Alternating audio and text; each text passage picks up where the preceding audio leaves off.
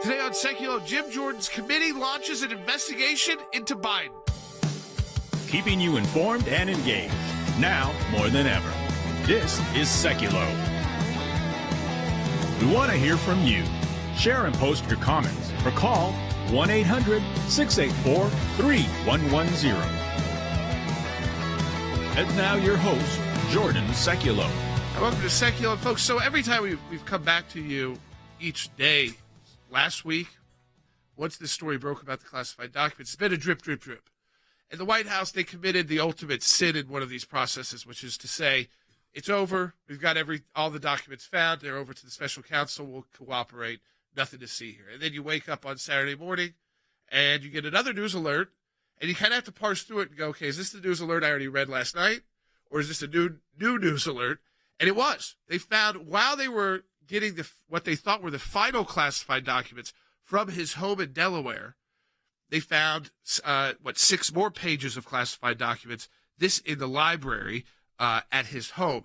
I think also to point out, something we've been talking about this morning with our team over the weekend, was this is where Joe Biden resided basically for 2 years straight, because he campaigned from his home in Delaware. Remember, because of COVID, their decision was he will stay in that basement. He'll do his interviews there. He'll do his events there. So he was not the only person there. To put all those shots together, to put all those images, basically that was his campaign headquarters. So It might not have been 100 people, but there were significant amount of in and out. We have also know that, and again, this would have been a maybe during when he was vice president, but not in that gap period. But there's no visitor log. So there's no knowledge of how many times anybody was in and out of there, if he hosted foreign dignitaries ever at his home, and of course Hunter and people like that. He was living there for. I mean, this was during COVID. This is hope. So this was his primary residence. How he didn't know the documents were there is a little hard to believe. That especially then when they found more. But you did say something that we have some experience in this, and the lawyers are making a big mistake. They're making these statements. We've got everything. Then the next day we don't have everything. Then the next day they find more documents. And we didn't get one this morning, but we did get one Saturday. And here's the problem with all this. Obviously, there were documents there that weren't supposed to be there. They've got a special counsel. They've got a special counsel on the former president of the United States, and now they got a special counsel on the president of the United States. Both of these individuals are going to be running for president again in 2024. That campaigning starts when, Jordan, about announcements will start March, April. Listen, he was reportedly going to announce next month, which is a couple weeks away. Do you think he'll announce with this pending? No. I think if it depends on how long this is pending. If it wraps up in a month, I think you'd wait. I mean, why would you want to announce in the middle of this when you've got a scandal that involves particularly him? This doesn't impact the vice president. Right. She has nothing to do with this. She was not. This is documents from the Obama years. So it really impacts the staff that's been with him the longest, which is the current Secretary of State, his chief of staff, his White House counsel and former White House counsel. Then you've got all these new people. I mean, Jake Sullivan definitely implicates him. I mean, these guys who moved over. But the new people who were maybe just, like Karine Jean-Pierre, as bad as she's done throughout this process, this is when you got to rethink all of that. Right. Like, do you need to bring in a different spokesperson? I know they tried to use maybe they could use Kirby potentially, I guess, because this is national security. Yeah. But then it makes it also elevated. But these are, he usually talks about war, not. Yeah, but we've got documents that are related to Ukraine, documents that are related to the United Kingdom, documents that are related to Iran. So this is serious information. And then they stopped saying what these other documents were involving, which leads me to believe that there's something else going on there that they don't want it out. And the lawyers are saying, well, we're trying to balance transparency with an ongoing special counsel. And as we said on last week's broadcast, folks, when a special counsel is implemented, that means there's concern of criminal liability. They don't do special counsels for civil cases. And the lawyer that was looking at this, the U.S. attorney in Illinois, said to the attorney general, you have to put, in his view, you need to put a special counsel in place. We're taking your phone calls on this. 1-800-684-3110. The ACLJ is taking action. We'll talk to you about what we are doing to get more information for you and to the Congress, to the media, to the public. 1-800-684-3110 on this Martin Luther King Day when we recognize his legacy in our country. We'll be right back on Second.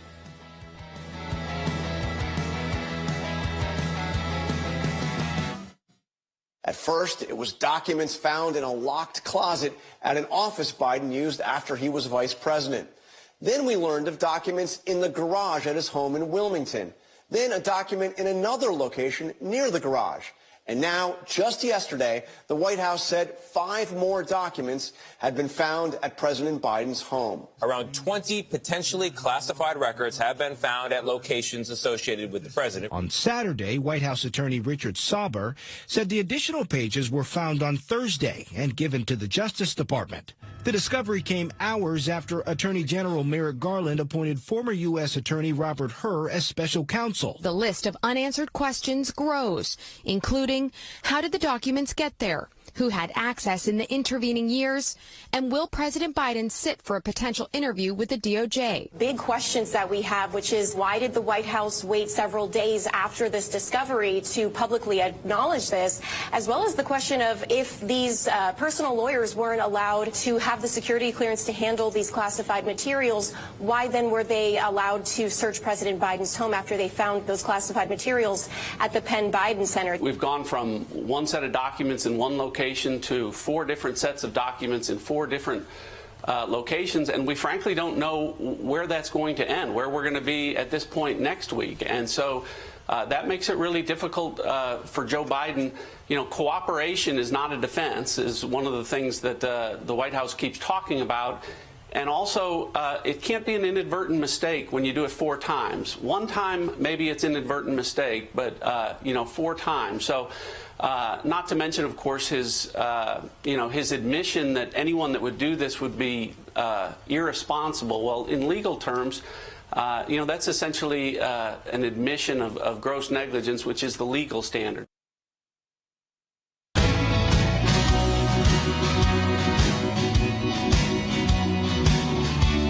One thing I love about it, you'll start seeing more and more this week, is people like Adam Schiff, who are on TV now. They've been totally taken out of the intelligence world. So, but they, of course, are going to obsess over them being the experts in this. I guess I would, ask him, hey, let's start impeachment today. You guys love that. Let's do it. But what he's now critical is of the House investigating it, which is, of course, what he was doing the entire time. Of course. He didn't let special counsel just do an investigation. Now they're saying it's the leaking out information during the special counsel. I'm talking about Mueller. I mean, he was talking about the most interfering House member was probably Adam Schiff and his staff, including the fact that when they couldn't get Russia and they already saw that ship sailing, they came up with Ukraine. Obstruction. And then obstruction in between. And then it was the Ukraine. That was the basis for the impeachment. Something that probably should have been investigated, which is Hunter Biden's role in Burundi. I mean, now we all know this has all led to a full-scale war. So was President Trump wrong at all in asking them to say, what were the Bidens up to and what are they up to now? Because look at how bad that region is, and they played a role in it. A role big enough to where we know that some of the documents he took were on Ukraine that he didn't want people to see likely. And this family was wrapped up in Ukraine. I mean, but we played to an almost unexplainable amount. When you look at all the other countries in the world, it's like we all know the Saudis, they spend a lot on former government. Even the Chinese, that's, one thing. But to be that involved in a specific Eastern European country like that, which is ripe with corruption, and to, be on a board when you don't speak the language, you have no history in natural gas and all the corruption that surrounds that world. Again, you have to ask yourself why even the Democrats are having a tough time defending this one. Yeah, but they're trying to say now these investigations are not appropriate. And by the way, the Mueller probe was going on while Adam Schiff was going after everybody that he could possibly think of. So this idea that they bifurcated this and it wasn't the way they did it is nonsense. Now, of course they're going to go after Jim Jordan, but the Judiciary Committee has said, Andy, that they are launching an investigation. Now, it's important to point out this is different than what the special counsels are doing. Yes, this is a congressional investigation. This is an investigation that's given to the Judiciary Committee under its oversight responsibilities of the Department of Justice and of other governmental agencies that apply to other committees. And Jim Jordan, as chairman of the Judiciary Committee, has rightly said, I want to investigate the handling of these documents from a congressional point of view in terms of legislation that might be enacted later to prevent this from recurring, if that's at all possible. So Jim Jordan is totally within his right in instituting instituting an investigation, and the special counsel is a separate animal altogether. That's a creature of the Justice Department. He's got subpoena authority. So does Congress have subpoena authority. But Mr. Hur has his authority and his mandate from Merrick Garland, the Attorney General, and Jim Jordan has his mandate and authority from the people of the United States. So, I mean, the point is that these investigations are going forward.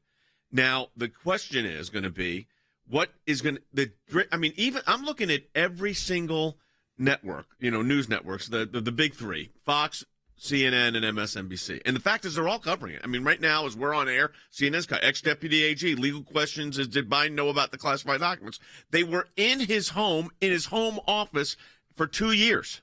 Well, for 6 years, excuse me. Yeah. And ask yourself, how did he not know?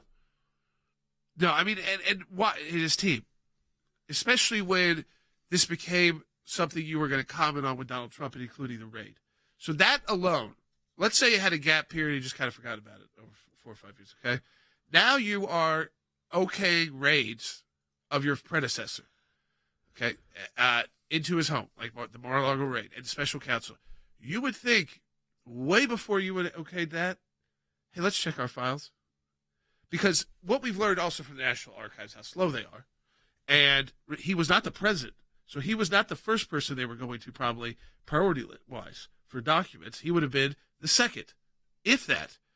So there's likely, we were talking about this in our meeting, they're dealing still with Obama documents and probably Bush documents, and not to say that they're all rise to the level of needing a special counsel, but does any of this rise to the level of a special counsel? They weaponize this game. Yes. I think this is when you say let's weaponize documents and start raiding former presidents' homes, not like a random bureaucrat who stole a classified document to sell to China. We're talking about documents that are locked away. Yep. When you weaponize that and you say that you need a criminal investigation from him and his whole, colleagues, everyone around this former president, now you have said you must follow, which is what Merrick Garland had to do then on Thursday, and do the same thing to Biden. Now, the difference is, if you're Joe Biden, you don't have to fear the bureaucracy as much. You don't. No, but we talk about the weaponization of the FBI, the Department of Justice. Let's explain to Andy what that means. Yeah, what does that mean? Well, it's taking an organization that is a bureaucracy that should not be political.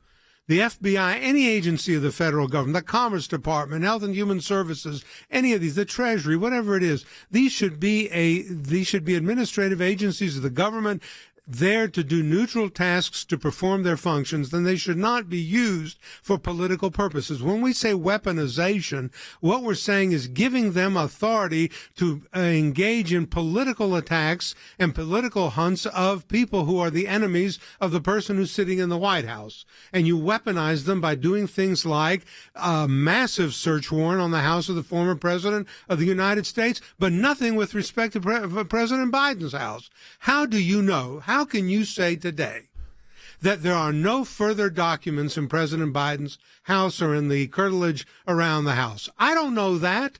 An FBI agent hasn't gone through there with a search warrant to make a search. We're relying on them voluntarily producing these documents. That's what I mean by weaponization, using a government agency as a political firebrand, a tool, a very, weapon. Very dangerous in a constitutional republic, and that's supposed to happen, actually. No, let's go to the phones. Jerry in Rhode Island on line 1. If you want to talk to us, folks, have questions about this, the ramifications, the investigation, 1-800-684-3110. That's 1-800-684-3110. Hey, Jerry.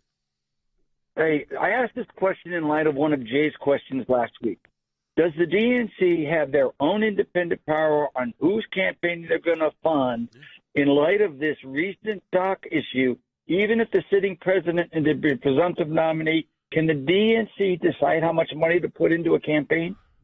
Well, right now, when you're the president, you run that political party, and those are your allies. Now, can the committeemen and women, I don't know, I know more about the Republican rules than the Democrat rules, and they are different. They have all the super delegates. They changed some of that to make it a little bit more fair, but they have the super delegates, all of that. But could the committeemen and women come together and say, this is not a good idea, and pressure him not to run?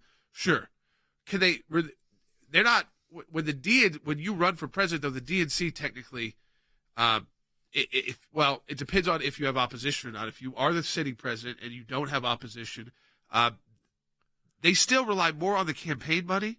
It's not as much. DNC is kind of doing general political work. So, again, could this be a move to remove? I absolutely think so. I think that his own party members could have seized on this moment to say, you know what, he was on this, he got back on this little bit of a bump, so he was going to announce to run again, which means none of us can. The Newsoms of the world, like you really can't. It's not going to probably go anywhere. And so he was turning things around, and then they seize on this and they try to turn him and say, if we're saying about Donald Trump can't go back to the White House, we have to say the same thing about Joe Biden. Yeah, I think it hasn't gotten there yet. But there does seem to be there's a political element to this. There's no question. Let me also say, Andy, we have filed a Freedom of Information Act request, interestingly, against the National Archives, because we want, they were right on top of the Donald Trump documents, and they wanted them back and all this, and there was this whole dispute, which has ended up now in litigation and a special counsel. We've asked them, what were you doing here? Yeah, that's right. You were all over the President Trump and saying you want the documents, and you were in negotiations, you apparently with the President Trump's team with respect to the documents. And these documents now, what about you, National Archives? What is your role with respect to the receipt of these documents and the keeping of these documents and the disclosure of these, if you did in fact disclose them? And how did you handle them? We're on that. We sent a FOIA request, and I think we did it on an expedited basis, Dave. So we want something to come back very quickly. We don't know what the archives would do. I know if it was to justice, they would say pending investigation, that would be closed, no more on that.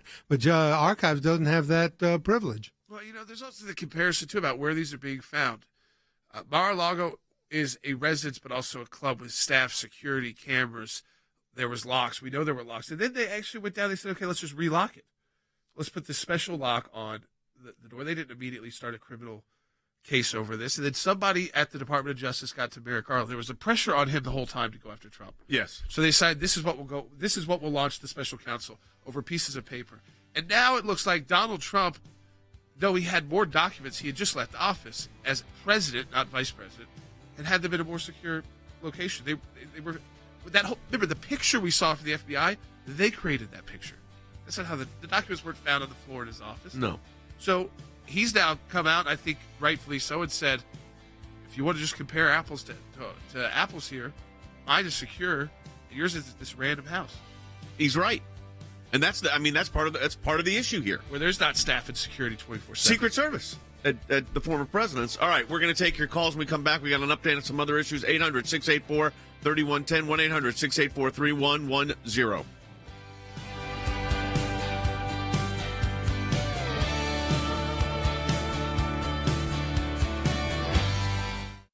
The Freedom of Information Act allows people to petition their government and ask for the background information as to why they came to a certain decision. It's thousands of pages of paper, and in those thousands of pages of paper, you usually find a nugget. We are entitled as citizens of the United States to know about how our government works. Government agencies acting out of control. They want to keep Americans in the dark. That's why it's incredibly important to have the ACLJ constantly pushing to find out what the background information is. Do you remember the Iran deal? There was a video about what took place on that deal, and it was edited. And the edit took out the key part of what was going on. State Department, White House, editing videos to keep it from the American public. We have exposed that in our FOIA litigation, and we do that every day that we bring these cases. We took it to the IRS.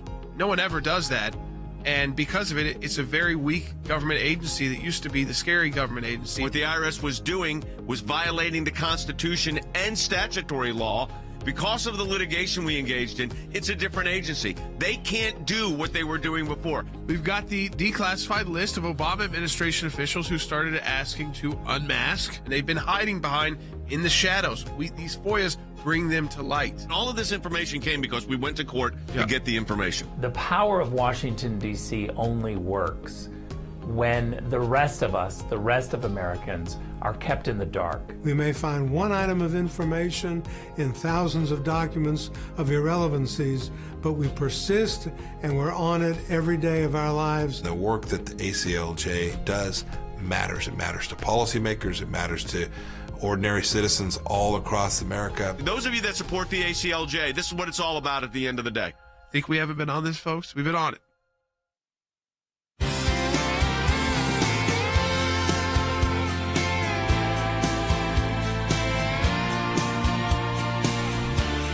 to Sekulow. We are taking your phone calls to 1-800-684-3110. Of course, acknowledging Martin Luther King Day and his legacy to our country and events going on around the country and a lot last week as well. And so we know kids are out of school and some offices are closed. But if you got calls for us, we're here, 1-800-684-3110. That's 1-800-684-3110. We do want to update you on some ACLJ news, some life news as well. This is the March for Life week in Washington, D.C. We'll be up there. We're doing an event in our office for folks who are participating in that on Friday. And I'll be up there in Washington with a number of our team. We're excited about that opportunity. It's kind of a new movement, and new fight and new battles, both at the state court level, legislative level. We're kind of outside the federal world now, and we're back into state legislatures and constitutional amendments and state courts. And we knew some of the blue states would be tough, but some of the red states have proven to be tougher, because for so many decades, these attorneys who become judges or Supreme Court or even in their state Supreme Courts, right or left, have just had this pounded into them that this is in the Constitution, right to privacy, and that the Supreme Court got this wrong. And so because they're not bound by federal, you have this whole new state issue, which is, hey, we don't care if it's in the federal Constitution, but do we have this right in our Constitution? Yeah. So it's a whole new world in the battle for life. And I think it's a great opportunity for the next generation then to say, okay, we fought this out the federal. We got this out of Washington, D.C. to some extent. But a 50-state strategy when you're up against an industry. Right now we're being outspent, outfunded, and outworked. And we knew that would happen. That's part of the getting to the next phase. But we rapidly have to get our act together. Yeah, and I think this is, it comes down to right now, and this is the first National Right to Life, March for Life, actually. It's all the groups, since the decision overturning Roe. So it's going to be very interesting because the state reaction right now, CC, has not been great. I mean, the state, a lot of these rush to, and I call them rush tos because I immediately had to get out these constitutional amendments or these statements, these resolutions they wanted the states to pass, and then you had these state Supreme Courts. It's been a rough road. Yeah, it has, and I think the March for Life, the whole purpose of that is to really promote a culture of life and really changing hearts and minds of the American people. And so even though the battle is not a federal law battle anymore, as we've had Dobbs overturning Roe v. Wade, the battle still remains for the American people and, for a day where killing a baby is just unthinkable. I mean, that nobody would think that that was something that was all right. And I think that's why this march goes forward, and that's why the March for Life is still very important and relevant, is because there's still a battle for the hearts and minds of the American people to stand up and promote a culture of life. Yeah, I mean, now we see the legislative, how different it is in Washington. For instance, there was a recent vote because we don't have a federal protection for children who survive abortions. What happens then? So what is the burden on the doctor? What should they have to? What's the care that they need to offer? So a botched abortion. 210 Democrats voted against any protection for those children. Those are children at that point. They're not. No one is arguing about that. That's no not more. You can't use fetus anymore. That is a child. That means the abortion was botched. They were birthed maybe with injuries, and life threatening. What kind of care has to be taken? And we heard this sound. Was this from Jerry Nadler? I want to hear this sound because this is how they tried to spin. So we had one Democrat, it was Cuellar, who's on the border in Texas. He voted with Republicans. One didn't vote, so that's how you got to 210. So only one Democrat voted. That's how far the party's gone. I mean, there's just no space for pro-lifers in the Democrat Party. Cuellar, I don't even know how he stays in with how strong he is on the border. But take this out. This is how they try to confuse people about why we voted against protecting children. Take a listen to Jerry Nadler. The problem with this bill is not that it makes anything, that it provides any new protections for infants. The problem with this bill is that it endangers some infants by stating that that infant must immediately be brought to the hospital, where, depending on the circumstances, that may be the right thing to do for the health and survival of that infant, or it may not. That is the problem with this bill. It directs and mandates a certain medical care which may not be appropriate, which may be endanger the life of an infant in certain circumstances. What is he talking about? He's lying because the legislation is very clear, and it says this, the degree of care required, immediate admission to a hospital. So he read that and tried to turn that into his statement. Any healthcare practitioner present at the time the child is born alive shall A, exercise the same degree of professional skill, care, and diligence to preserve the life. Not immediately, not do that and then just go to a hospital. So the first step is what? Stabilization. He took the title of that, ran with it, obviously didn't read the text, well, doesn't care about the text. That, of course, you do what's best for the child, and exercise. And this part B is you exercise that skill of care, and then ultimately make sure that child born alive is transported and admitted to a hospital. But the first step is stabilization. Let's at the plate. So you do what's best for the child. That gives a lot of but these abortionists, this is their nightmare. That happens. And yes. But go ahead. That's the problem. Yeah, I think this does happen. The issue is everybody's trying to say that this does not happen, but it does happen. There are babies that are born alive after a botched abortion, and what happens to them? The abortionists leave them on a table to die, throw them in a bucket to die. These are babies that are born alive. And so this law is needed to say when a baby is born alive from a botched abortion, the doctor has to take care to save that baby's life, which you would think would be a no-brainer, that everybody would say, who in the world would vote against that? Of course, if a baby is born alive, you would want a medical doctor to preserve that child's life. But you have 210 Democrats that say, no, we don't want that to happen. We want that baby to be left on the table. We want that baby to be thrown in a bucket, to just be allowed to die. And that is disgusting, really. It really is horrific. And Jerry Nadler knows that that's not what it says, or maybe his staff didn't tell him. But it's obvious what the law. Well, it's still abortion distortion when it comes to any legislation, even something like the born alive protection. They twist it into this is anything that might be considered pro-life. Or is not protecting the abortionist first. So that's, I think, what Cece was talking about. They see it as the abortionist must be protected first. The act of abortion must be protected first, and then you could go to this life. But he called it an infant. That's the crazy part about this vote is you call it an infant, and yet you say that by doing this you're going to put the infant in more danger. They've survived abortion at this point, and all it says is to that abortion is you can't kill them.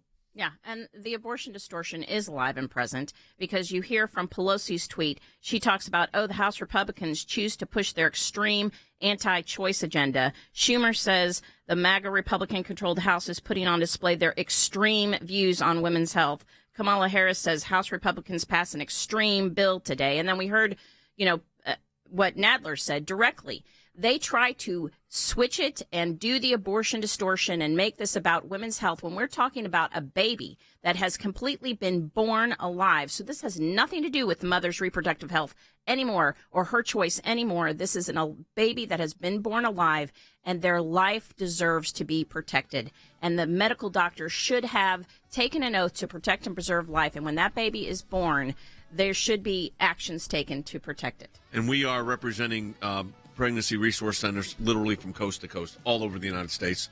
The ACLJ is standing for life, and that's why we'd encourage you to stand with us at aclj.org. Support the ongoing work of the American Center for Law and Justice and our work around the globe, and of course here in the United States. You do that by going to aclj.org. That's aclj.org to have your voice heard and to stand up for those that can't speak for themselves. And we're doing that, and we've been doing that for 4 decades. ACLJ.org. Back with another half hour coming up. 4:31 to talk to us.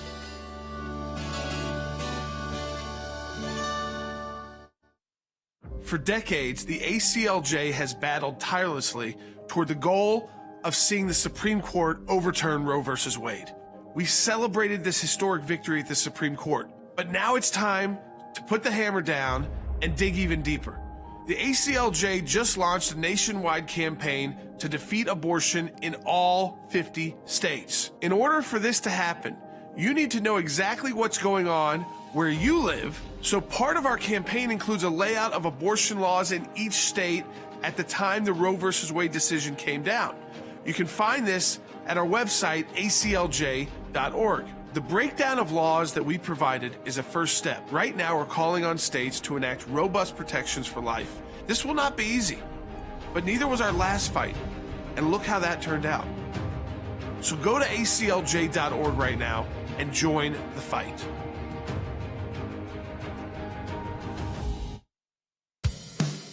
Keeping you informed and engaged. Now more than ever. This is Sekulow. And now your host, Jordan Sekulow. Welcome back to Sekulow. We are taking your phone calls, 1-800-684-3110. That's 1-800-684-3110. I do want to point out, too, our FOIA. So we are directly involved in this, the document dispute that now has a special counsel and a House investigation, rightfully so.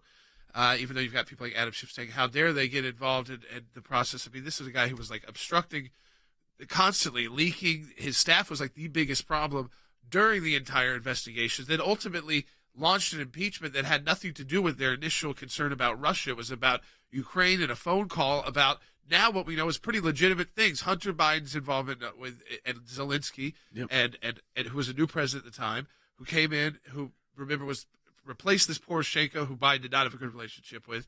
And now, we see these names again because we've got a massive war in Europe that's ongoing. We're about to. It hasn't even started. Our Patriot missiles, they're just being trained on. Right. So all of those things, when you come together, you realize President Trump was asking about it, totally legitimate. They impeach him over that. I think, again, I saw like Ted Cruz's tweet, where's the raid? I'd say, where's the impeachment? I mean, I think that there's a case you can make that Republicans should go there because of the way they cheapened impeachment and the hell you can put them through by impeaching them. You can literally make their lives impossible. You can make it much harder for them to legislate, much harder for them to do their jobs, put them through, remember how Kobe said, just send the FBI into them and see what you can get. I mean, go at this point, why not? Well, it's interesting because you made the same point. Setup too. Yeah, I think you made the point, which is true. They have cheapened the bar of impeachment so significantly, especially then round 2 of it, right? The second impeachment after that they cheapened it so much that it now is just, of course, it was always a political process. Special counsels. But it's like, just appoint them. Special counsels. I mean, you realize there's 3 special counsels right now? Durham, Hur, and Smith. Who get their own multi-million-dollar budgets. Oh, 30, 40, 50 We were talking about million this before. We haven't heard yet if these special counsels much are bringing outside. We don't know how they're building it up. Mueller mostly brought in people from outside the government who used to be in the government, but were more like high-profile former congressional staffers or U.S. attorneys and things like that.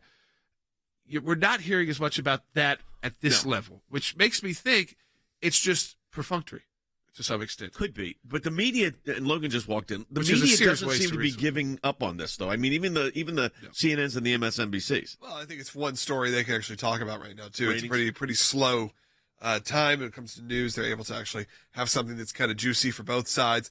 Conservatives are mad about it. Liberals are freaking out about it because it kind of obviously hurts all of what they've been saying for the last year. So I think it's a fun story in some ways because likely these documents, much like the Trump documents, are going to lead to what? Probably the actual physical documents. Who knows? But it's not like, again, I think a lot of people don't care necessarily about the documents. They care about exposing the hypocrisy on all sides of politics. Yeah, I wonder how, you see how this is playing out. You've got this new special counsel, her that's now the one that's on the Biden matter. How would you like to be in their situation? I mean, think about this for a moment. They can't coordinate with each other. They're not supposed to do that. But they're investigating the same set of facts. And the left is trying to say, well, it's not as many documents. And, of course, then we say, well, wait a minute.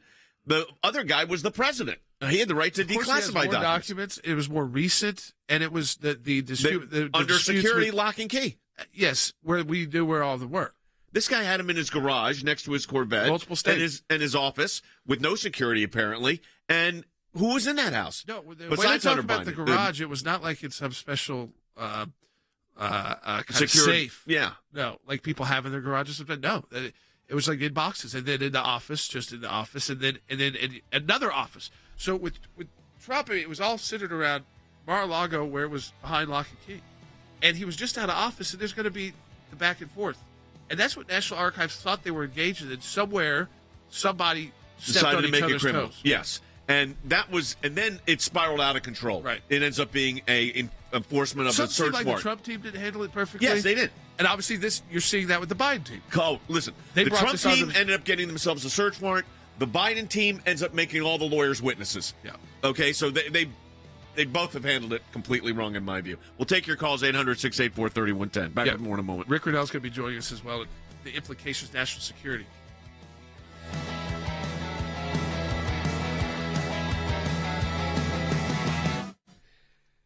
All right, before we get back to the show, for those watching on social media, I want to talk a quick bit about Field of Greens. Look, I literally just got back from the doctor going over all my blood work, and I've just started Field of Greens this week. So obviously what's happened to me now, what I can tell you is after looking at my blood work, I look forward to that day, hopefully in 6 months, when they go, things are looking up, things are doing better, because we all know eating healthy, especially right now, the winter months, eating healthy, eating so many fruits and vegetables can be tough, whether that's preparing it, whether you have the time for it, or whether you're just not necessarily a fan of it. And I think that's true for a lot of people.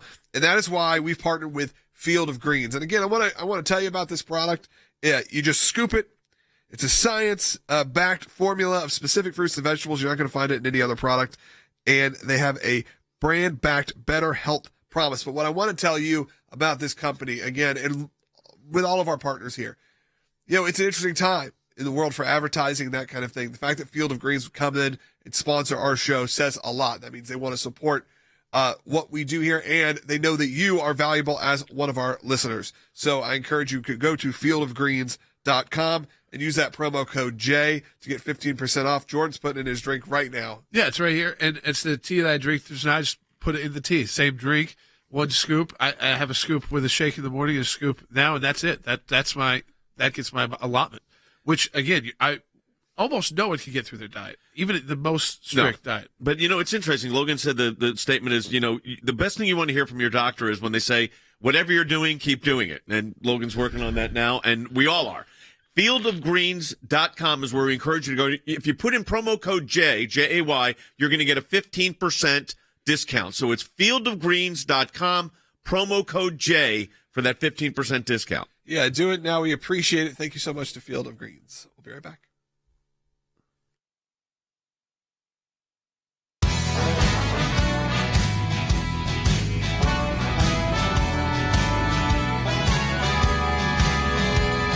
All right, welcome back to Sekulow. We are finally starting to see Democrats, they're almost all acknowledging the special counsel was appropriate to a point. I think they felt like they have to, but Rick Riddell's joining us. The second part, Rick, they're finally starting to acknowledge when it comes to national security, is it this, they won't say it definitely impact our national security, but because of the amount of time these documents were in these unsecured locations, they are finally admitting, Rick, that it may. Even Adam Schiff had to say this may have impacted our national security because of what we know about some of these documents. I mean, Rick, taking away the legal issue and going to the national security issue of it, the fact that this stuff was just floating around and it's the highest level. You've talked a lot about overclassification, but there are some things that are supposed to be classified.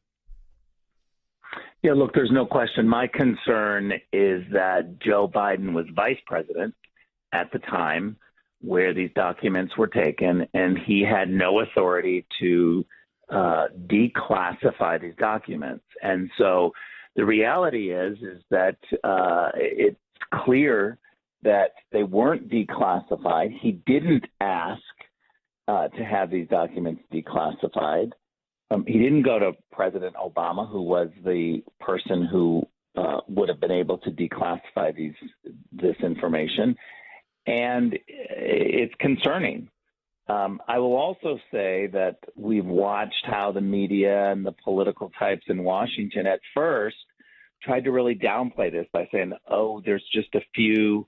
CNN was literally running a headline that said under 10. And so there was a collective idea of downplaying all of this. And that, to me, is a troublesome part of this. 6 years of these documents floating around in an unsecured place, and they were clearly not declassified.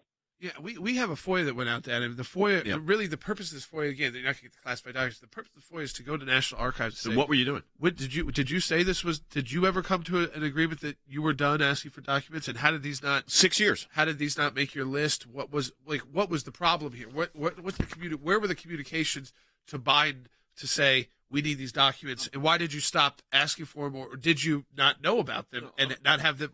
Because they're supposed to have this kind of in a like a spreadsheet, if you will. Exactly. I'm putting it on the screen right now. This is what we sent to the National Archives on January 12th, and it's a demand for documents as to what was going on here. We're not going to get the documents that are classified, obviously. We're not asking for that. But it'll be very interesting to see how they respond. But, Rick, we've also got congressional investigations going on. I want to play A question from Jonathan Carl, ABC This Week, to Adam Schiff.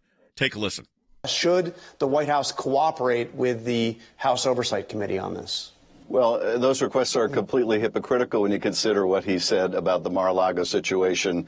I think Congress ought to handle both situations the same way, and that is we ought to get a briefing from the intelligence community about any potential risk to national security of where those documents were and what they contained. But Congress shouldn't try to interfere with the investigations. I think, sadly, that's what Mr. Comer's object is. This is coming, Rick, from the guy that interfered with every investigation to serve his own purpose. Adam Schiff. Yeah, look, I was director of national intelligence when Adam Schiff was leaking against Donald Trump constantly as the chief intelligence House member. It was really scary to watch his team work. I had people who worked for me in the intelligence community who came to me to say that they will no longer brief Adam Schiff on intelligence matters because they were afraid that he would leak against them and ruin their career. I had multiple people come and say, take me off being on rotation of trying to give Adam Schiff or his team any type of intelligence briefing. This was the reality. The intelligence community was beginning to notice that their words were being completely manipulated by Adam Schiff. Yeah, I mean, I think, Rick, what obviously the American people are trying to figure out is the serious level, because the Democrats made such a big deal. I mean, there was a raid at Mar-a-Lago. They've made a huge deal about appointing the special counsel and this criminal investigation. And then last week, I mean, just on Thursday, a special counsel gets appointed by Merrick Garland. And, we went through the statute, and we've talked about maybe the abuse of this, but that you can't treat one differently than the other. So when you get stuck in this situation, I feel like that's what the Democrats have done. They've weaponized documents. And by weaponizing the documents and treating Donald Trump this way, they finally got stuck where they could no longer treat Donald Trump differently. They had to appoint a special counsel. We went through the statute, Rick. You don't appoint a special counsel just to issue reports. I mean, it's kind of become that, but it's really the first part of the special counsel statute is a criminal investigation that you believe the Department of Justice cannot do on its own internally. Criminal, I mean, that should be the media's number one point is Joe Biden is under criminal investigation right now. Rick, here's what I was going to follow up with this. We talked about this weaponization of the agencies. You were the director of national intelligence, but it seems like to me that the FBI has been totally weaponized here, and the Department of Justice. Well, I want to point out one thing to the listeners, and that's the ACLJ documents request, because it gets to the heart of what you're saying, Jay. It gets to the heart of why was there not a raid on Joe Biden? And what our document request is doing is going to the National Archives and saying, when did you end your search? Did you end a search? Did you have any type of a process? Because if they ended the search and we now know that they missed all these documents, then after finding one document, they should have immediately raided the rest of Joe Biden's homes because they were told that the process ended and they had proof that it clearly wasn't the end. Well, here's what makes no sense. If you're the FBI, you've got documents found at the Biden Penn Center this is after 6 years, by the way. So they've been out there for 6 years. They're found at the Penn Center. You ask yourself, why did they find them all of a sudden? That's number one. So was there communication with the National Archives? Hey, we're missing documents. I don't know. We're going to find out. Number two, then they find him in the garage next to the Corvette. And then you say to yourself, if the FBI, there's documents floating around here. Then on Saturday, they announce, guess what? We found 5 more or 6 more documents in an office in his home. So then you say to yourself, okay, there's been 3 times here where the documents just mysteriously are now being disclosed. Why haven't you done a search warrant? That's what the question really is for the American people here, Jordan. Yeah, I want to go to the phones. Clay in North Carolina on line 1. If you want to talk to us in here, folks, 1-800-684-3110 is the number. That's 1-800-684-3110. Hey, Clay. Hey, brothers. I just want to say Merry Christmas, and I hope and pray y'all are having a blessed New Year. Thank you for taking my call. Happy New Year. Yep. And I just want to say thanks for the whole situation and everything. But how can anybody be satisfied with what's going on and what's happening, especially this document stuff, and also the other thing about abortion? I mean, this is not all right without our hearts. I've been supporting y'all ever since I found Truth Radio, and I'm thankful to the Lord for what y'all do. God bless your heart for what you are doing. Well, and I'm wholeheartedly supportive, and I'm thankful for y'all doing this. Clay, let me tell you something. You mentioned the life issue here, and this is this is a new challenge. It's a different challenge with the constitutional amendment, constitutional right to abortion not recognized. But we're fighting that out in the states. We've got our teams deployed on this issue with the documents. Rick, last question here. Following up what Clay said it is frustrating for the American people to hear this. And then and most people are thinking not a whole lot's going to happen here, and they're not going to indict a sitting president. They can't. So there is this, kind of fait accompli feeling out there.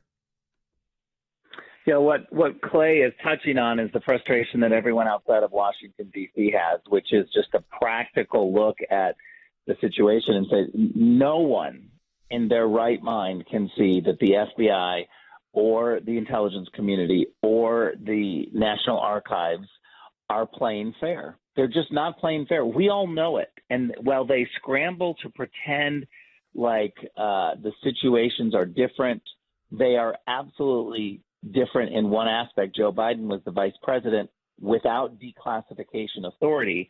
Donald Trump was the president with declassification authority. That is a fundamental difference.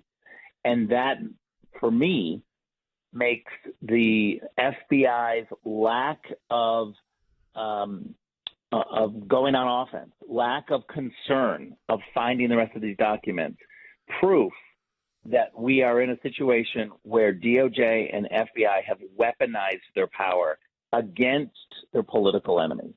Rick, as always, we appreciate your insight into this as former acting director of national intelligence, now our senior advisor for foreign policy and national security, and we'll continue to go to Rick on this because I think, again, this is drip, drip, drip. Oh, yeah. And the president says he'll God willing, he'll be able to, discuss this with the American people soon. I suspect not. Yeah, I mean, I feel like they never just stuck to the one state, which is we can't say anything. Yeah, it's going to be very interesting to see because and then also they didn't release what these other documents topics were. The first group they did. And how did they think they weren't going to? How did he not know they were in his house? But let's assume he did. I mean, that's just dangerous. Why okay the raid on Trump knowing this could exactly on you and destroy and Merrick Garland knew that. Yes, we know that this goes back to October. November. Yep. President Biden is facing a growing storm of criticism for his handling of classified materials. Republican lawmakers are ramping up for investigations, and one Democratic senator is even calling the situation embarrassing. James Comer saying Saturday, the Biden White House's secrecy in this matter is alarming. Many questions need to be answered, but one thing is certain. Oversight is coming. The chairman of the House Committee on Oversight, Congressman James Comer, is calling for the White House to release the visitor logs for President Biden's Delaware residence. Joe Biden has been in Delaware for nearly 200 days, 61 weekends of his presidency in Delaware since becoming president. And the press secretary can only respond by saying that, well, we've been very transparent about the White House logs. No, we're asking about the Delaware logs because we need to know who's been going in and out of a crime scene. If the White House does not fully comply by your deadline, will you issue subpoenas? Yes. So we could see subpoenas as early as the end of January or early February. We'll issue subpoenas if they don't respond as soon as we can. And you know the process, Catherine, for congressional subpoenas. We have a very experienced staff on the House Oversight Committee. We're ready to go. But obviously, before you issue subpoenas, you, in good faith, request the information. And, right now I'm cautiously optimistic that we'll start getting some information in. Who conceivably could have laid eyes on these documents? Who was in the House throughout the past year? But note, they only asked for the log starting when President Biden took office as president until today. Did anyone lay eyes on these documents? Because these documents, of course, contain very risky information. This whole process has been handled poorly. It shows there's a two-tier system of justice in America, and we want to know exactly who all had access to those classified documents at the Biden home.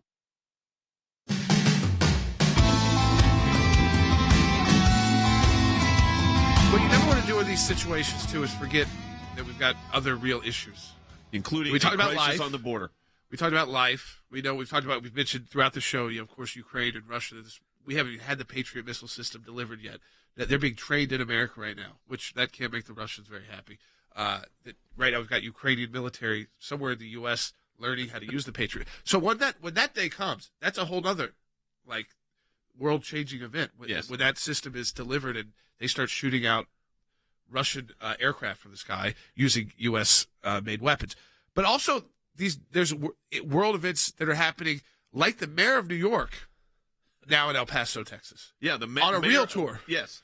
About New York what's going City. on. Yeah, Yep. so Mayor Adams of New York has had a tough time. He was kind of a tough on crime, came from the police, but has had a lot of pushback from the bureaucracy in New York, and just an overwhelming, even before this issue with the migrants, it was already dealing with just a surge of violent crime. The COVID epidemic hit New York the hardest, and it has not yet fully recovered. And now they're dealing with about 400 migrants a day, which in a city like New York, if everything was operating at full speed, which is not.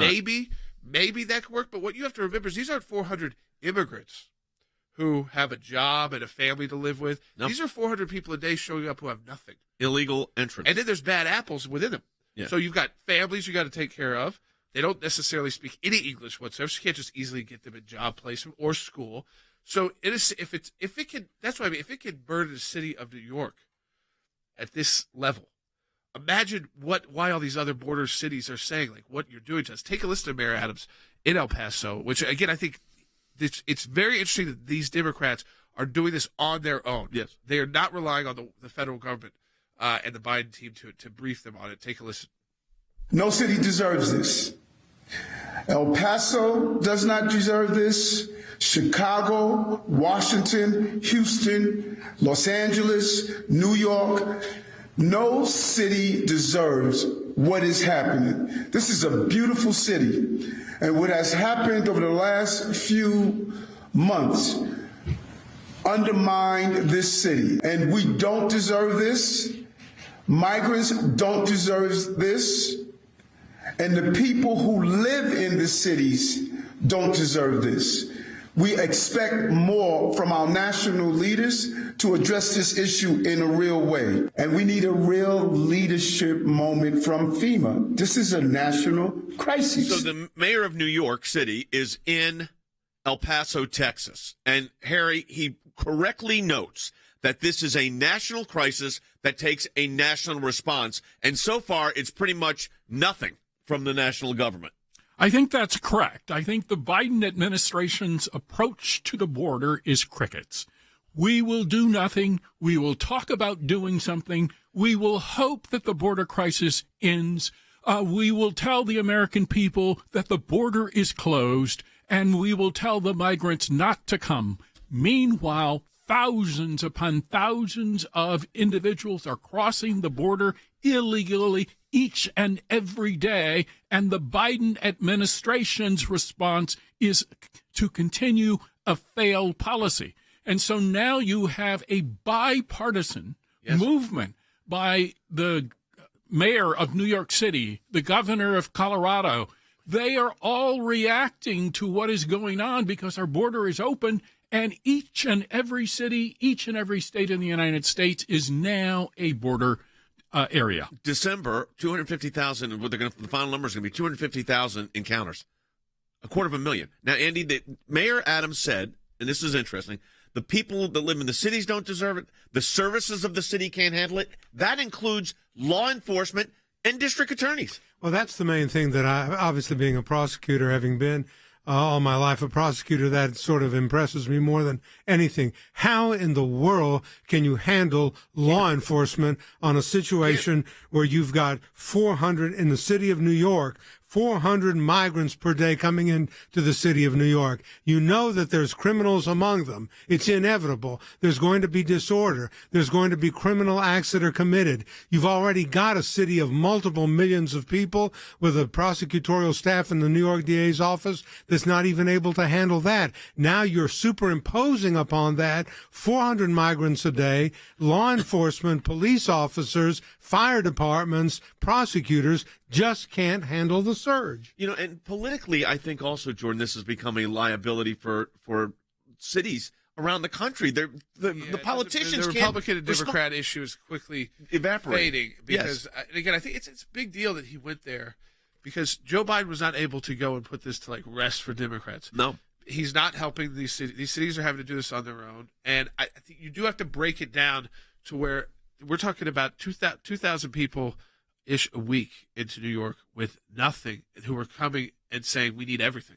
So they're trying to take care of these folks. They've already got a crime surge. They have an issue with getting the city back to operating post-COVID, and that wasn't done yet. And then on top, they now have this dumped on top. You have a crisis on top of crisis. And when you have that in management, you've got to start peeling off the crises area. And that seems to be the problem. Is this, as you said, every city, we've been saying this, is a border city now. Absolutely. Every town. And then it converges with the Democratic agenda, which is no bail policies with respect to criminals. And so there's a crime surge in New York City, and the immigrant crisis exacerbates this issue. Keep in mind that New York City, since 2022, has taken in 40,000 migrants, opened 74 emergency shelters, 4 humanitarian centers. They expect that the migrant surge will cost at least $2 billion, I believe, on an annual basis. And guess what Washington, D.C. is doing with the border czar, Kamala Harris? She is talking about the United States being in the Western Hemisphere. She really recognizes finally that we're in the Western Hemisphere, that Mexico is in the Western Hemisphere. But why won't she act? Why won't she engage in affirmative action which stems the flow of migrants? If the DAs can't prosecute and the police can't arrest, and then bail is not going to be set, what happens? Chaos. Chaos. You have chaos. You have lawlessness. You have a situation in which there is complete confusion. You have disorder. You have riots in the streets. You have people who are paying taxes who are sick and tired of supporting illegals who come into their cities and into their municipalities. You have a fragmentation of society. You have a breakdown of society. You have an end to the country. And I'm not being over dramatic about it. The cities are the core little blood cells that make up the country, towns and cities throughout the United States. When you impact them as adversely as you have impacted New York, for example, or the other cities that Mayor Adams mentioned, Washington, Chicago, Houston, Los Angeles, Portland, Seattle, and so forth, you impact them, you destroy the fabric of the country. These are the blood vessels, and you're just clogging them up. All right, folks. As always, we want you to stay updated at ACLJ.org. A new Sekulow Brothers podcast today, this afternoon, so check that out as well. A lot of more insight into that. We'll get to more to how should the Republicans respond. We have a little more time to get to. Should we do it? Should we launch impeachment? Should those committees begin? And this kind of tit for tat that we see in Washington, D.C. And we encourage you to support the work of the ACLJ at ACLJ.org. You said on the 12th, we already had the FOIA out on this matter. ACLJ.org. We will talk to you tomorrow on Sekulow.